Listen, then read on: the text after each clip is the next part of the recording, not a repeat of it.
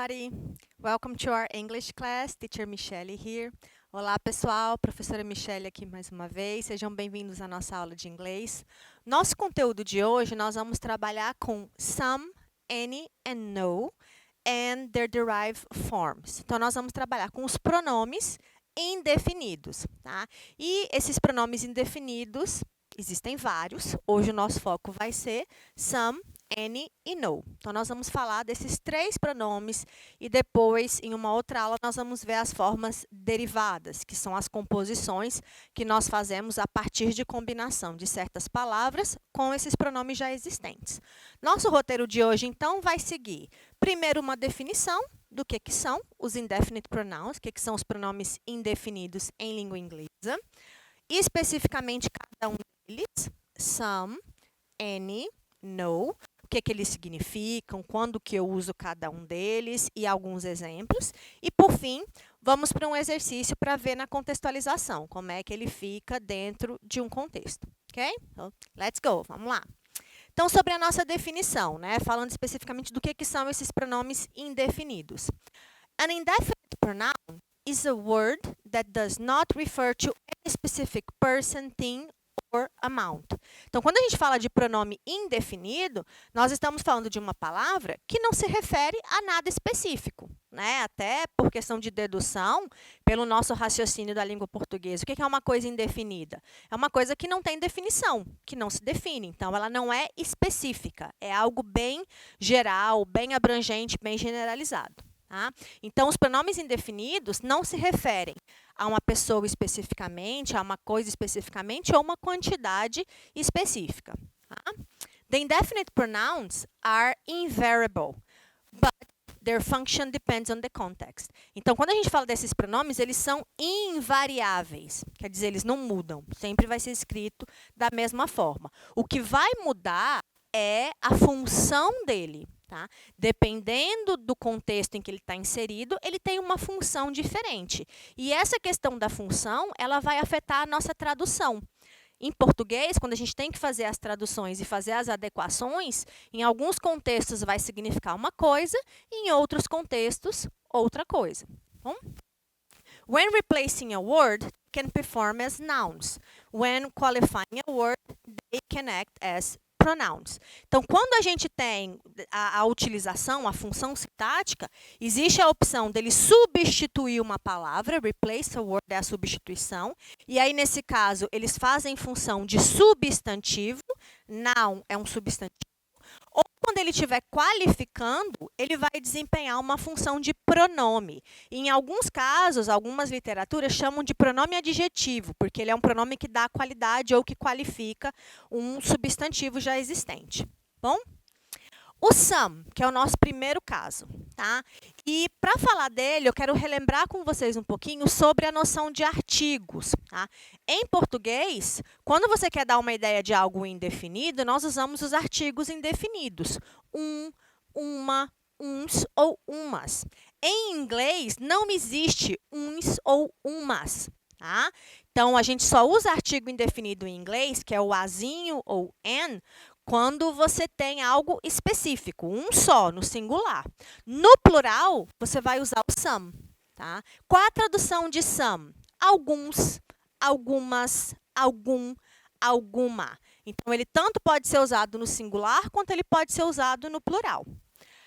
Quando é utilizado? Em qual contexto? Sempre que você tem frases afirmativas, então frases positivas, ou quando você tem uma pergunta. Só que essa pergunta, ela é bem específica, tá? Você só usa o some quando é uma oferta, quando é um oferecimento ou um pedido de alguma coisa.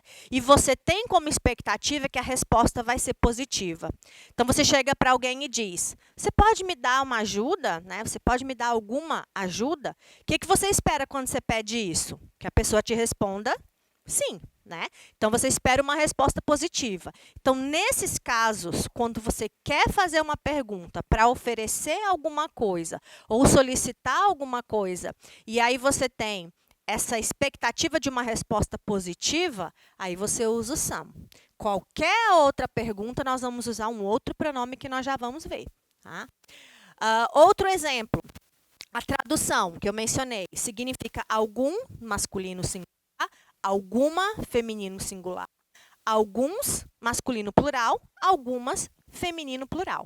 A concordância vai depender, a tradução da concordância vai depender do contexto em português. Em inglês, como já foi mencionado na tradução, o some é invariável. Não importa se é uma palavra masculina ou feminina, se é substantivo no plural, no singular, masculino ou feminino, você sempre vai usar a mesma palavra, o some. Vamos ver exemplos agora, ó. I need some advice. Eu preciso de algum conselho. Por que a gente chama de pronome indefinido? Porque não é um conselho específico, tá? Eu não preciso de um conselho financeiro. Eu preciso de algum conselho. Que conselho? Não está específico, não é claro. Então, para você saber, tem que ter um contexto, tem que ter mais informação. Então, essa é a ideia. Pronomes indefinidos são usados sempre que você fala de algo geral, algo não específico. There are students in the classroom. Há alguns estudantes na sala de aula. Quais estudantes? Não sei. Alguns. Tá? Então, de novo, algo indefinido, não específico. Could you give me some help? Você poderia me dar alguma ajuda?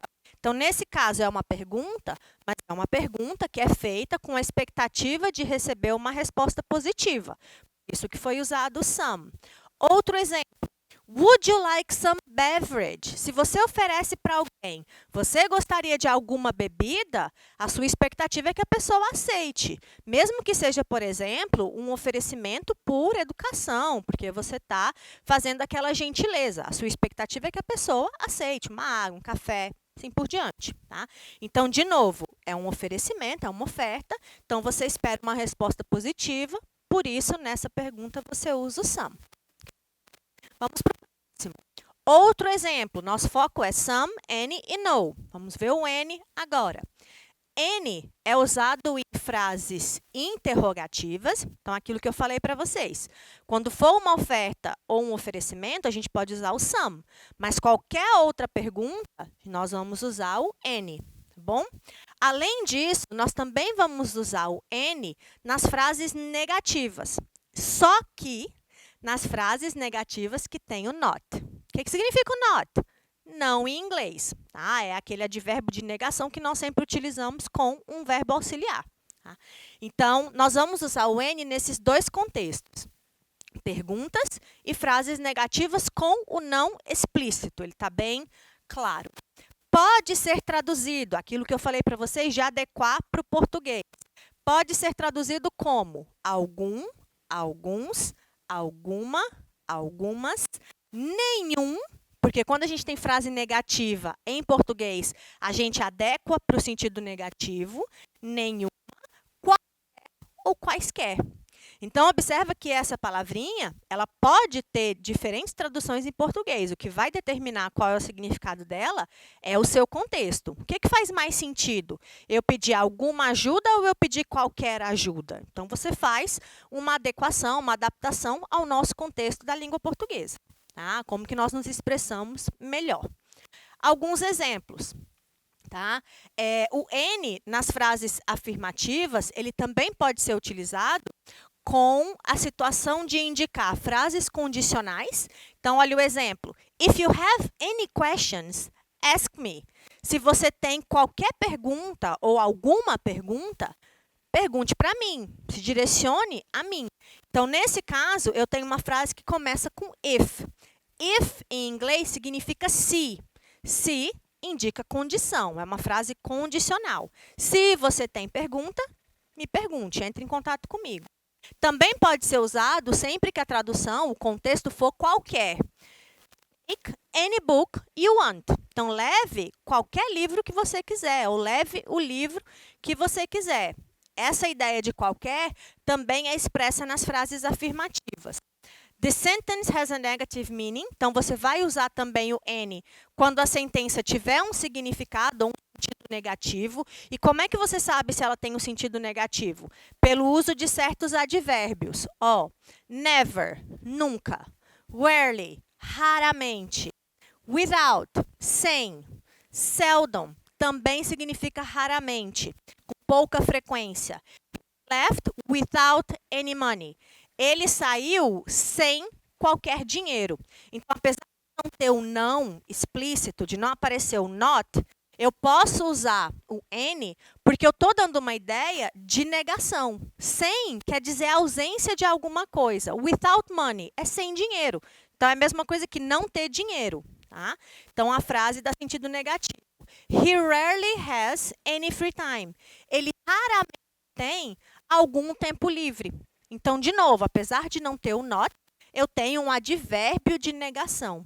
E por que esses pontos são importantes? Em inglês, existe uma característica que diz, dentro da língua, da estrutura linguística do idioma, que diz que você não pode usar dupla negação. Double negatives. Então, você não usa negações duplas, né? Duas palavras juntas que indicam sentido negativo. É uma redundância e é um erro dentro da estrutura da língua inglesa. No português não tem problema, a gente faz isso, tá? Eu não tenho nenhum dinheiro. A gente pode dizer isso, faz sentido, todo mundo entendeu. Só que é uma dupla negação. Não e nenhum, os dois dão ideia de negação. Exemplos com any. Are there any books here? Interrogativa. Há alguns livros aqui. Any student can solve this equation. Qualquer estudante, não específico, qualquer estudante pode resolver essa equação. I don't have any money. Eu não tenho dinheiro nenhum. Então, no português, eu posso dizer isso. I don't have, eu não tenho, dinheiro algum. Tá? Então, seria essa tradução literal em português. Do you know any English teacher? Você conhece alguma professora de inglês? Qual professora eu estou perguntando? Nenhuma em específico. Tá? Bem, dando ideia geral ou dando ideia mais abrangente. Nosso último caso de pronome indefinido é o no. Tá? No, vocês devem estar pensando, professora, no não é não? Tá? No é uma daquelas palavras da língua inglesa que nós temos a polissemia. Quer dizer, uma mesma palavra tem vários sentidos.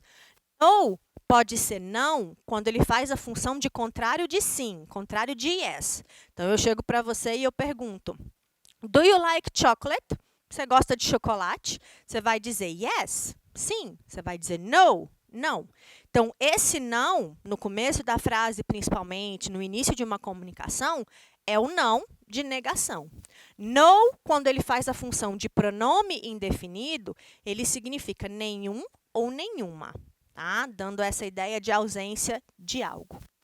No é usado em frases afirmativas, só que essas frases afirmativas têm o objetivo de expressar um sentido negativo. Eu sei que parece confuso, mas tentem analisar os exemplos para perceber essa diferença, tá bom? É uma particularidade do uso desses pronomes. O pronome no deve ser usado em sentenças com verbos positivos, quer dizer, em frases que não aparece o not, frases que não aparecem advérbios com sentido negativo. Então, a frase ela vai ser toda na sua estrutura escrita de forma afirmativa ou forma positiva. O que vai dar o sentido de negação é justamente o pronome indefinido, tá? Essa palavrinha no. English language, there are no double negatives, aquilo que eu estava falando anteriormente. Na língua inglesa, não existe, não há dupla negativa ou dupla negação. Tá? Eu sempre tenho que escolher.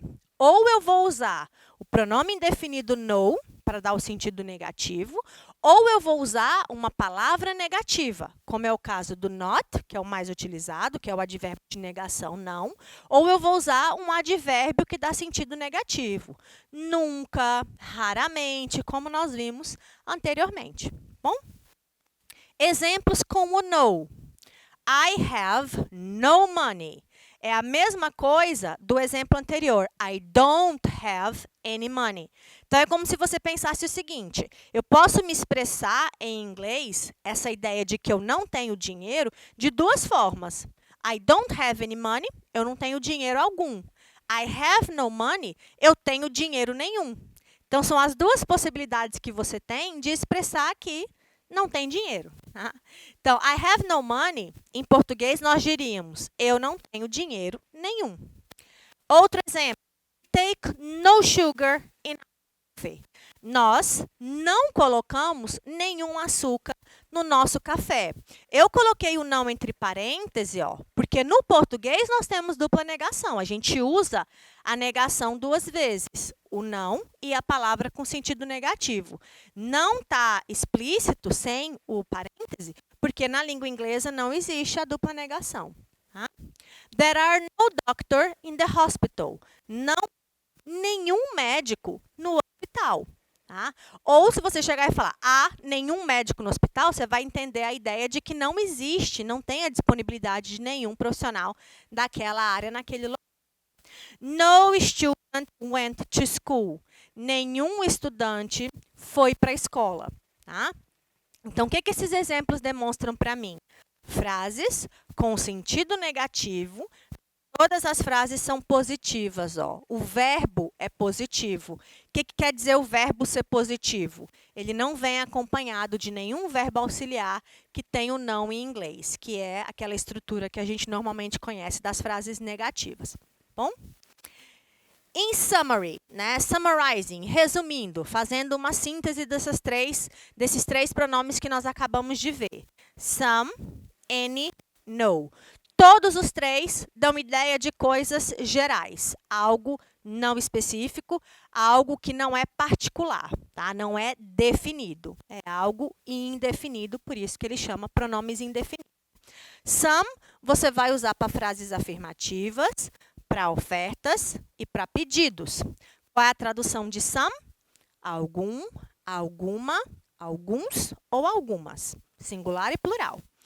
Any, você vai frases interrogativas, frases negativas. Existem aqueles casos especiais que ele pode aparecer com frases afirmativas, que é quando for uma condicional ou quando a tradução dele for qualquer. E ele vai aparecer em frases interrogativas com a negação explícita, ou seja, com o não em inglês, com o not. Tá? E a tradução dele vai ser qualquer, algum ou alguma, nenhum ou nenhuma. Também pode ser se a tradução pedir. Tá? E o no, que é o que nós acabamos de falar, vão ser usados em frases afirmativas que você queira transmitir sentido negativo. Tá? Mas o verbo, como foi mencionado, é um verbo positivo. Não aparece o not. Se tem o not, tem que usar o N. Se não tem, o no. São nenhum, nenhuma, algum ou alguma, dependendo do contexto. Tá? Vamos ver alguns exercícios. Ó. Pessoal, essa música chama Another Brick in the Wall. Aqui é um fragmento de uma música muito famosa que eu recomendo que vocês procurem. É uma música do Pink Floyd. Tá? Essa música, a tradução dela seria um outro tijolo na parede ou no muro. E é uma música que faz uma crítica social em relação ao sistema educacional, a forma que as crianças e os estudantes são educados e como o processo educacional era conduzido. E aí na música que tem uma definição. A canção acima do grupo de rock em inglês Pink Floyd fez grande sucesso na década de 80. Em sua letra, o compositor Roger Waters incluiu propositalmente alguns erros a fim de dar a impressão de que a música é cantada por crianças com pouca educação formal e que falam de maneira inapropriada. O que a pergunta quer de você, depois de dar essa introdução? Para você procurar quais são os erros. Tá? O verso, isso aqui é só o refrão, tá? Que é uma música bem grande, ela tem muita crítica, muita informação, o vídeo é bastante interessante. E ela diz, we don't need no education. We don't need no thought control. No dark sarcasm in the classroom. Teachers leave the kids alone. Então, aqui diz, nós não precisamos de educação. Não precisamos de um controle mental. Sem um sarcasmo negro na sala de aula e professores deixem as crianças sozinhas, deixem as crianças serem independentes. E aí aqui, quais seriam os erros, então? Nós temos a dupla negação, que é o que eu falei para vocês, que não pode acontecer, então isso é um chamamento. E também tem o uso do pronome objeto aqui, fazendo referência às crianças, tá bom? Pessoal, a gente encerra por aqui hoje. Bons estudos a todos, se cuidem, fiquem bem e bye bye.